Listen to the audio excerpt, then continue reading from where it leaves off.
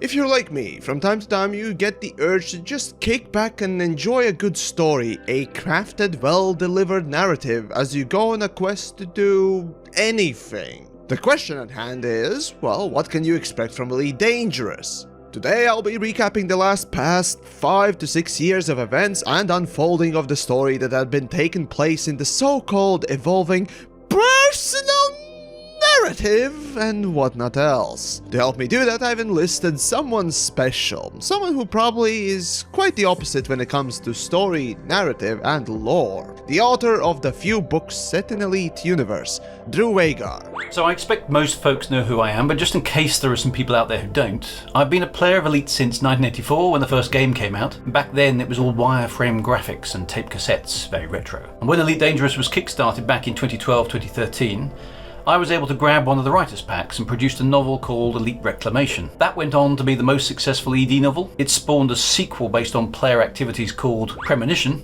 and since then I've run the odd event in game over the years, and I've always been interested in the background lore and narrative of the series. First, before we start, I must mention that for the sake of brevity and sanity, all minor faction bullshit, BGS or power play is completely omitted. I seriously can't tell you how much useless quote-unquote story there has been throughout these years that led up to nothing, amounted to nothing, and really was there to fool the gullible to think that Elite had a living and breathing universe. So let's then start at the game's launch. The year in-game is 3300 and it's corresponding to the 2014 when the game launched. As everyone starts the game, at least these days, you get an inbox message about getting the Pilots Federation license, and off you go. Right here, the game already had failed tremendously, as the first piece of relevant and very important information is omitted from the game. The reason your character is there in the world, and it's not found in-game. But it's in its manual! I'm not kidding! So the lore of Elite starts back in 1984 as well. Back then there was no proper internet like today, so when you brought a game you got a box with stuff inside. Manuals, charts, keyboard overlays, tape, floppy disk, etc. With Elite, you got a fully fledged instruction book telling you how to fly around and fight, along with a small novella called The Dark Wheel, written by the original lore master for Elite, the late great Robert Holstock. This set the tone for the universe and many of the legends, like Raxxla, we still talk about today. In the original game, the manual sets the scene, giving you a basic Cobra Mark III, based on the fact you've just passed your space and interstellar pilot's exams. The second game gave you a choice between an Eagle Mark I and a Cobra Mark III, though with a fine to pay. And the third game started you in a ship you've probably not heard of, called a Saka, which looks as ridiculous as it sounds. In both those latter cases, you're gifted a ship by your grandfather. Elite Dangerous starts rather like the original game, except now you only get a Sidewinder and 1,000 credits, and you don't even own your ship at the outset. It's on loan from the Pilots Federation, not to be confused with the other Federation. None of the games give a reason to do anything particular. Making your own way is a defining part of the franchise. Fantastic! So, we have stepped out of the bed and right onto our rake already. But worry not, Elite is like a rake-filled landmine field where every single step you take, about 10 explosive rakes unearth themselves and embed into your forehead. Basically, you start the game and beyond the tutorial that explains simple mechanics, nothing, and I really mean nothing, is explained or told to you. At least thank fuck we got a codex now filled with text you can read. Well, unlike Drew here, I'm not fascinated by texts and expect a more interactive and presentable version of the scribblings. Thankfully, developers had put in decent effort in also making each codex entry a voice-recorded audio log. And as codices goes in games, this is probably one of the best ones. But if you really want to know what the basics of what Elite's universe is all about, well, you'll have to turn to Drew and his books as well as others. The Elite timeline starts now and continues to the 34th century. I've done some lore videos on this, but here's the short version. We have a Third World War and trash the Earth. The Americans win, and all the other governments disappear. We invent decent spaceships and colonize nearby worlds. This quickly goes wrong, and there's something of a civil war. The Federation is formed as a result. Federation quickly becomes oppressive and people strike out on their own. Empire is formed after lots of murder and backstabbing, and there's a long Cold War with the Feds. Ditto the old worlds of Lave, Diso, Listi and Tian Isla. We figure out hyperspace, expand out further, but our warlike tendencies stay with us and we find new things to fight, having battles with weird aliens we call the Thargoids. By the time we reach the modern era, there are three main superpowers: Feds, Imperials and the Alliance. And pilots are flying ships between worlds to trade, fight and explore. The Elite universe is weirdly anarchic, with humanity's darker side just as strong as it is now, just with better tech. And here's basically a trend with Elite Dangerous as a game. Yes, it has universe and lore, and in fact that's all it has. Elite Dangerous, at least, doesn't give a fuck about you as a player, and the so-called quote-unquote stories that the Galnet used to run now and again are world-building elements and details. Elements that you can't even interact or observe most of the time, and when you can, mostly it devolves into algorithm changing BGS from variable 1 to a variable 0. I shit you not. Basically, there are no personal stories, missions, or alike that the player can partake in, unlike any other half-decent game. However, the global or rather universal narrative of major events is the closest thing we can get to a quote-unquote story. So then we'll recap and, as previously stated, ignore the BGS or any power play or other useless event. This is pretty much true for Elite Dangerous. The premise is that you're just a guy or a girl who happens to own a fairly ordinary spaceship, a bit like an odd job man with a van today. You're not the hero, you don't typically get to save the princess, you're not the chosen anointed one. You're just another person in the universe and no one cares about you. This is even more noticeable with Elite Dangerous though. In the 3 previous games they were single player, so you were the hero to a degree in those games, as special stuff happened to you as the player, missions and events and so on. I have to remark that this is usually the defense argument that some story lovers put forth for Dangerous. The thing is though, you can have a wonderful handcrafted experience that ultimately leads to nothing and accomplishes nothing, yet are enjoyable even if someone had done it before in the same way. Anyways, let's then take a look at what transpired in these 6 years. Thargoids, this stuff was quite cool, but it was aimed at a chosen few. There were all sorts of weird codes and signals embedded in the game here, but you needed out-of-game tools, like spectrum analyzers and code breakers, to figure out what was going on. These were the heydays of canon research, and they got very good at deciphering things. The problem was that no one else had a chance of competing with them, so everyone just waited until canon did the unlock, and then watched vicariously on YouTube and the forums. At the time when the first Barnicle got discovered, I was just running around grinding the game with bounty hunting. Oh, what a fool I was. Who would have thought that the combat would not pay shit? Well, in any case, the first Barnicle got discovered and after that, a few people started speculating. What are they? As scanning revealed, and to this day reveals nothing. It grew meta-alloys that helped, at the time, disinfect the stations from UA bombing. Oh, UA bombing, I missed that one. Such a unique feature. Oh, and the Barnicle itself had a logo on it. So, all these questions. Very bioengineered style look, but not much of an answer or seemingly interest from the superpowers or the so-called universe/world building aspect. Frontier have always underestimated the player's willingness to get stuck into the minor details. The logos on the Thargoid ships, the placement of the Barnicles, all of these could have been imbued with a little meaning and tied together to form a bigger mystery without too much effort. But they've never quite got the narrative idea that if you seed the little details and make them add up to something bigger, the payoff for the player is huge. Also, funny how these days, thanks to planetary mapping, we can find literally tens of sites on a single planet by just a couple of clicks. Yet back in the day, Elite developers didn't seem to care for making tools to solve the puzzles, or better yet, making it easier to find these places. So, people literally had to brute force up planet mapping. And do you know how long that takes for one planet without even so much as planetary bookmarks?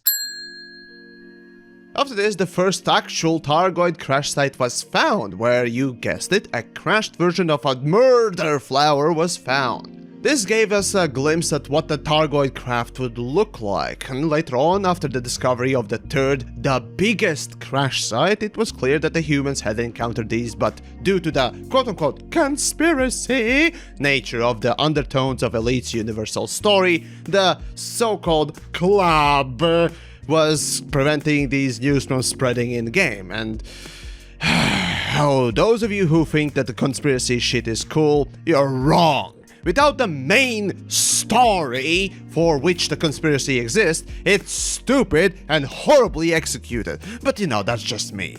Well, that's what happens when you retcon bits of the background lore but don't clearly explain what you've done. It makes it impossible for players to interpret what they've found, and it hacks off those of us who are interested in keeping tabs on the lore.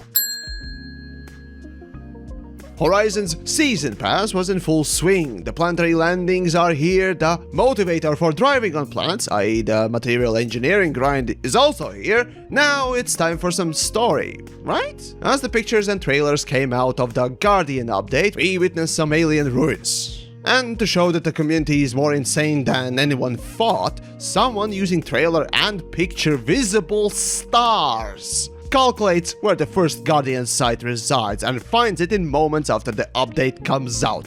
You insane bastards! Yeah, that was insane. Impressive, but insane. As players scan obelisks and different color schemes, it's clear that these are not the Barnicle aliens, or those unknown artifact ones. So these are the remains of Guardians. Later on, engineer Ramta gives anyone who lands in the system any starport the first and also to this day one of the two existing story, somewhat handcrafted missions. And no, I'm not kidding about that. This mission's goal is to go to Guardian sites and scan obelisks with the right combination of artifacts in your cargo bay. Now, sounds like a cool little story mission that uses credits as the incentive to learn the lore. Well, that's pretty cool. But first, there are 3 different site types with a few subtypes. So you'd need to visit at least each once, I think. And there are 101 entries. 101.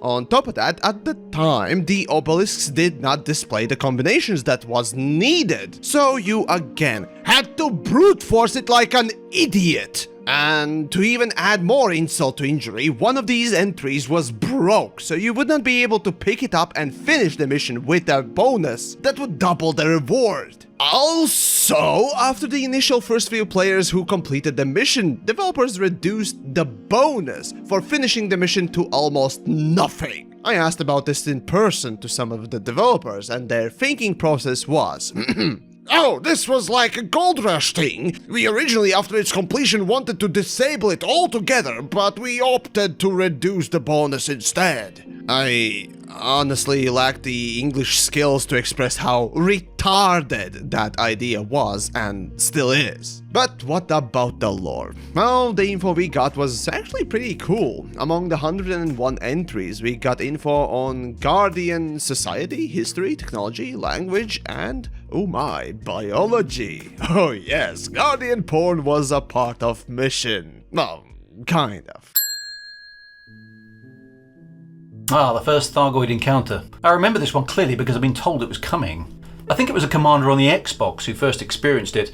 It was very cool the first few times. Trouble was, it was really a cutscene. Massive amounts of dev effort for a couple of minutes of cool that everyone quickly saw on YouTube videos. It isn't a problem solely confined to Elite Dangerous, of course, but how do you make content that isn't immediately spoilt by the fact that everything can be streamed or put on video immediately afterwards? Oh, come on, I loved it. So, while Guardian shit was the most pathetic attempt at a handcrafted experience where the puzzle maker did not include the tools to solve the puzzle and even left out some of the pieces, this first contact between the players and those mysterious Thargoids we, the uninitiated Elite players, kept hearing about was palpable. You jumped and then boom! Suddenly, the usual loading screen hyperspace jump that we are so used to as the transition is cut and distorted.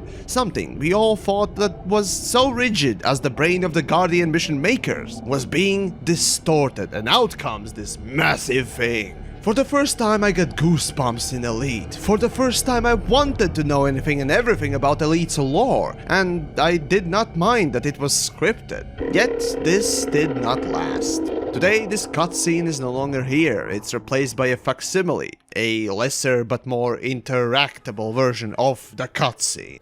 To me it's disappointing. After the first sight of the living embodiment of the fear that was Thargoid hyperdiction, we started spotting some attacked human ships in a cloud of space farts that resembled Thargoid color scheme. We knew something was about to come. In the meantime, people started discovering generation ships, basically slow-moving megaships that hosted people for generations in order to discover inhabitable planets and such, but thanks to the invention of the hyperdrive became obsolete. In Elite's lore, it seems that all generation ships had met a grisly end, every single one we've found. Currently only 16 out of 70,000+ that got sent out. Oh, and all of them also host voice-acted audio logs that tell their stories. The 70,000 gen ships launched actually comes from the original Elite lore of 1984. It is a stupidly large number. These things are absolutely massive, and there's no way 70,000 ships could have been launched in those years. It may have been a typo back in the day. Perhaps nobody checked. Either way, it's a silly number. 700 maybe. 70 is more likely. 70,000 is just daft. Basically, Elite copied Fallout Universe's vaults, by which I mean every one of them seemed to have its own experiment going on them as the real purpose. One got infected by alien microorganism, another one got fucked by rando pirates, and another one got Dead Space-like audio signal corrupted, and so on. So, I organised with a lot of help from player groups such as the Children of Raxxla and Loren's Legion, the Solome event. It was actually part of a long thread of events, including the discovery of the Zuaro megaship, and a bunch of other clues around the bubble. A big conspiracy based on the assumption that the Thargoids were such a big threat that humanity wasn't going to be able to cope with them, and we ought to evacuate the best of the best. In terms of the event itself, some folks loved it, some hated it. Everyone's got an opinion on it. Salome was, and I'm trying not to be too self-aggrandizing, probably the most famous Elite Dangerous NPC persona, far more notable than the power play characters. She never got a mention in the codex though, something I think was deliberately done to downplay non-FDev content. Sadly, Frontier retconned the story after that point, or at least never continued it. Maybe they just couldn't be bothered. We had the Aegis group and some AX weapons to battle the Thargoids, but after that the line about personal narrative was used a lot, which was, in reality, an excuse for no actual narrative being provided at all. I remember just starting out full-time making content. I streamed this event and was part of what I later got told a decoy fleet. Well, anyhow, the event to this day among my creator and streamer colleagues remain as the most viewed and interesting event to ever take place in Elite. To this day, this massively organized cavalcade of silliness was truly the best event to take place in the game's history. It spawned everything: drama, player groups, ganker nonsense, and most of all the culmination and assassination of the target as everyone watched. It was a massive mess. Most of the time I was confused myself, and yet all it was the Solome character trying to go from point A to B in open mode. So in retrospect, the community came together as never before for something amazing, and all that with little to no involvement from developer side. In communities or games history of Elite, this, my friends, is indeed the highest point story-wise. A few months after the things started to settle down and seem to return to normal, the second Thargoid encounter happens, this time at the Barnicle site. After scanning the Barnicle, there was a chance for the Thargoid encounter to trigger, and so down comes that murder flower and beams up something from it. If you were daring, or unlucky like me once, jumping into the stream and getting pulled alongside was a possibility. With this encounter, it was confirmed that the connection between Thargoids and Barnicles. Some even began to speculate that the Thargoids used meta-alloys to treat the mycoid virus that humans used against them in the First War. There was a lot of lore developed up until summer of 2017, which is 3303 in game, but after this point something internally seems to have killed the lore. The story began to fade away after this point. My personal view is the bean counters looked at ED and decided to only invest in aspects that ensured direct immediate revenue, e.g. paint jobs, because from this point forwards lore, narrative and Galnet entries began to slide until they were eventually no more in early 2020 in 3306. The last big hurrah of the story, presumably cliffhanging afterwards by its own intestines, was discovery of the Thargoid bases. I remember tailing some members of Den Cannon group first to discover attacked ships that I mentioned earlier, and I was also there one of the first to touch down near the absolutely fantastic and creepy Thargoid base with the members of the Sovereignty and others. People poked and prodded the structure and surrounding area. Also unique were the scavenger drones that floated about like skimmers, seemingly salvaging the structure. Quickly through experimentation it was found that the doors of the structure would open at the presence of unknown artifact or unknown probe. Unfortunately, the first Thargoid structure discovered was an inactive one, where all the entrances were buried in rubble. Later active sites were found where inside you'd find, among Thargoid canned poop, the Thargoid links that resemble the artifact, or as it's known now, sensor, and the probe. In the middle of the structure you'd find an interesting altar-like thing, and this one required all 3 items. Once inserted, the room would turn into planetarium-like projection of the galaxy with some background sounds that to this day no one really knows what they lead up to or what they are even supposed to do. There are some hints from the links when thrown into space that lead up to discovery of the network of these structures, but nothing else. Oh, and it's interesting that if you insert Guardian Relic instead of one of those items and then activate, the machine becomes angry. After all, as we learned during that lore mission, they did fight the Thargoids. Around Pleiades sector near Maya's system, unidentified non-human signal sources started popping up in Supercruise, and with some trailers coming out too, finally it was time for a boss fight. The Thargoid vessels could be found here, and more so, shot, and they would respond in kind. Basically, this was the culmination of Horizon's half-baked build-up for Thargoids, a boss battle for which we had no weapons for, cause of course you would need special weapons to even start dealing any notable damage, which after some time of bashing our collective heads against the wall, we ended up getting. It was time to kill Goids, and that proved to be actually very fun and challenging experience. Too bad that this boss battle was copy-pasted 3 other times, each time increasing health and damage as well as Targon count for the Goid, while not changing attack patterns much or anything. Of course, the other aspect of this was that it was optional. If you didn't specifically go looking for the Thargoids, you'd never encounter them at all. The Thargoids didn't seem to use the frameshift drive, only hyperspace. So you can't be interdicted by them, only hyperdicted. And this contrasts strongly with the original game where you might encounter a Thargoid at any point, even if the encounter was rare. Thargoids in Elite Dangerous aren't a threat at all, unless you decide to make them one. First Thargoid Scout, a thing that very much resembled the original 1984 game's Thargoid craft, was found crashed on a random planet.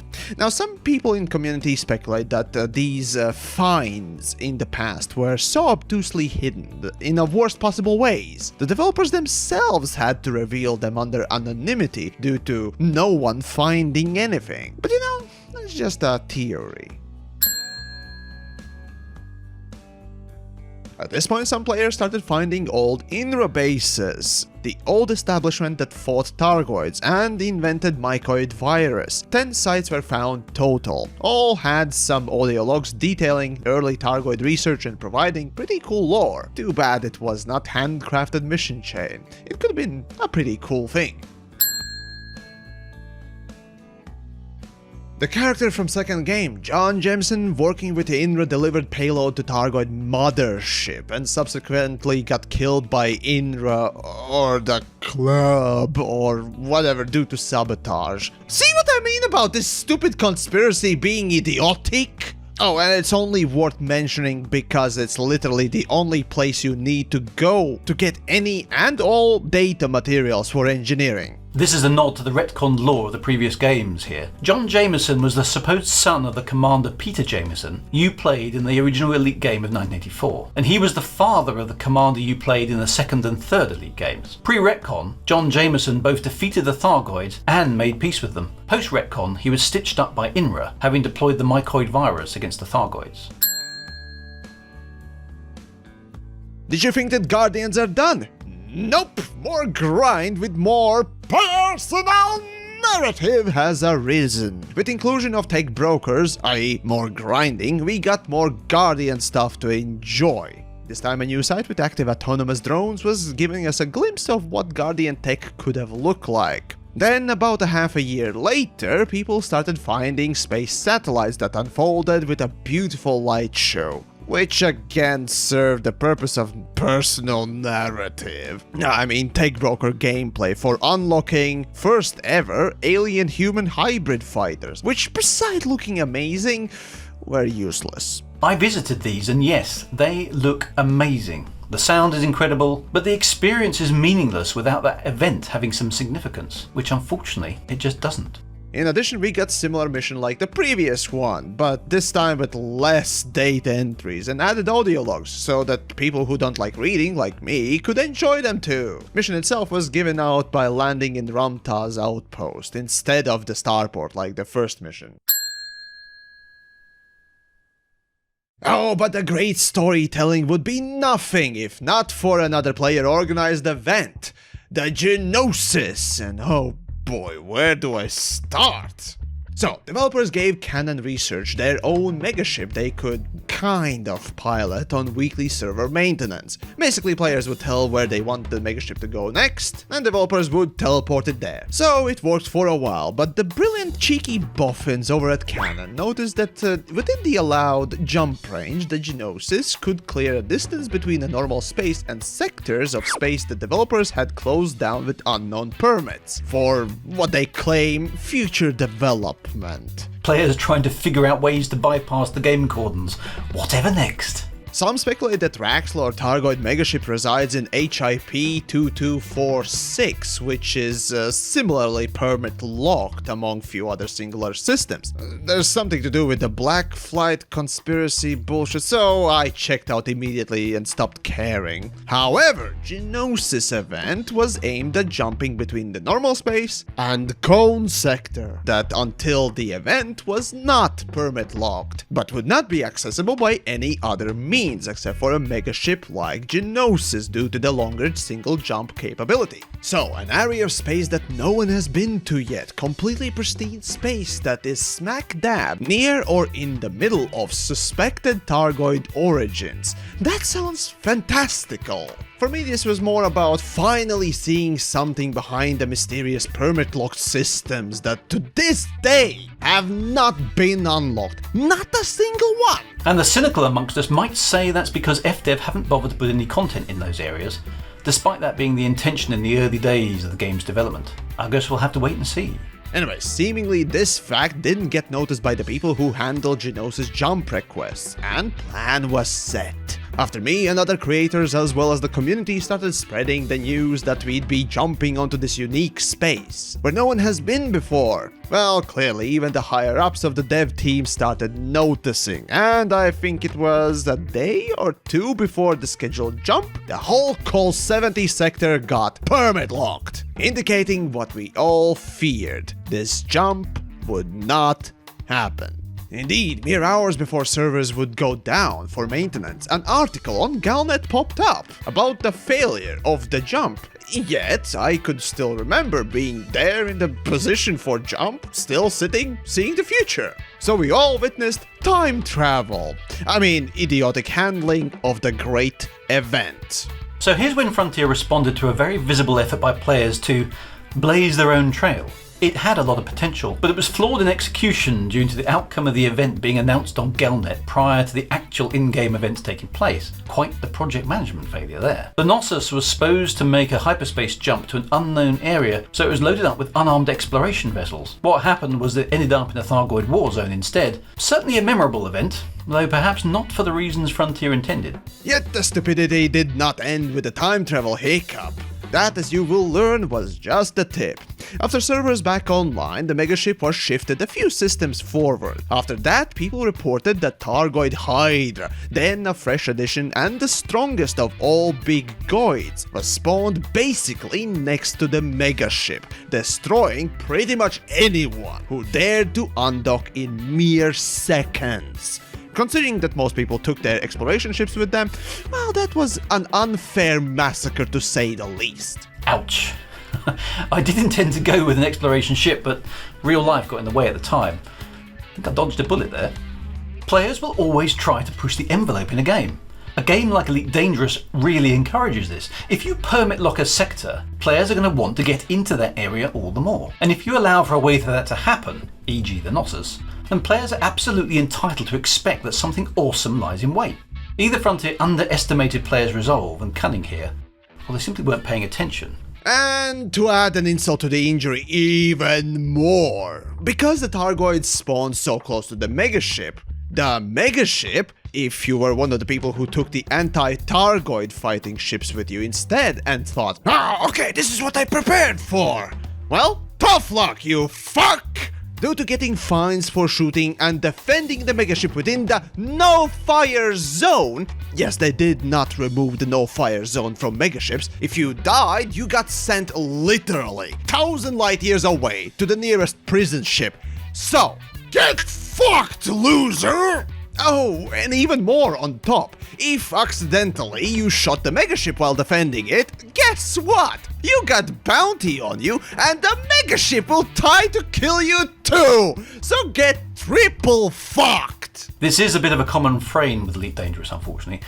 The different standard responses of ships and stations aren't modified to cope with the new scenarios. The same thing happens when rescuing people from burning stations. There's always that one guy who's telling you off for loitering over a pad when you're trying to avoid flaming debris. Oh, but the laziness, incompetence, haphazard slapdash chimp fuckery was not done yet. As if to mock the explorers. Also, a hand-placed, generic, inactive Thargoid base was placed on one of the nearby planets. As if to tell you, here's your event reward, get punished and killed if you are not sent 1,000 light years away. This is all you're getting. An inactive Thargoid base. That's what we think of your attempt to go behind our backs. This is our game, not yours. So, yeah, well, I'm known to exaggerate. I only had to do a little bit here. I'm not kidding. And this was indeed the last big event. The second big player event, but this time not remembered for the right reasons, like Solome. Okay, so Raxxla is as old as Elite. It was first mentioned in the Dark Wheel novel that came with the original game back in 1984, but we know virtually nothing about it. Rumours are that it's a planet, but details are sparse. Maybe it's a gateway to somewhere else. There's nothing much to go on at all. Despite some vague promises and a one-time entry in the codex, we don't know if it's actually in the game or not. That's literally all there is. This year, nothing interesting happened. Yeah, that's about it. Aside from Odyssey announcements, the story has not evolved. I expect that we may see more events happen in-game the closer we get to the release of the expansion, just so that you get the story set up. Developers have promised 2 years of Galnet and whatnot, but will that involve permit unlocking, Raxxla, or anything of import? Who knows?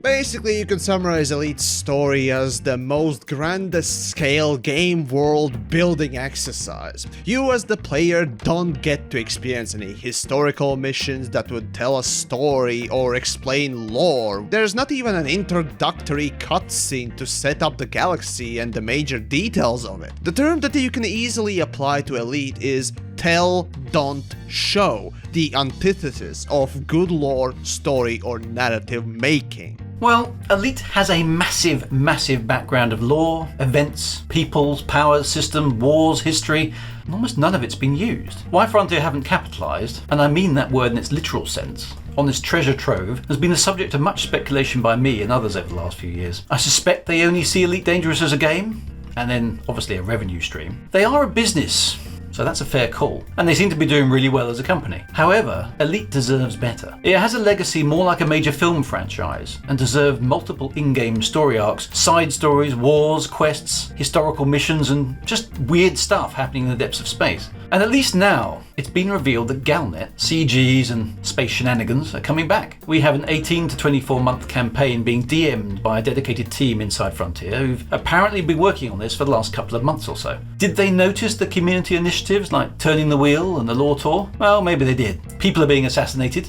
There are terrorists blowing things up. The Thargoids might be involved. It's like the good old days again. Now we have to watch and see if this new story is any good. The history of the story making paints, however, a much more grim and bleak future. Such simple things as handcrafted experiences, even when present, get replaced by generic, run-of-the-mill facsimiles. New places are added as unlock and gameplay loop additions without much substance, and when it comes to involving community, oh my, you better hope that the shaky and decrepit smelly fingers of developers are nowhere near it. But maybe they have changed and we shall see a new side of them, a better, more supporting side. Well, fingers crossed. Yamix, however, will trust the painted picture of the past and maybe hope for a better future, even if just a little.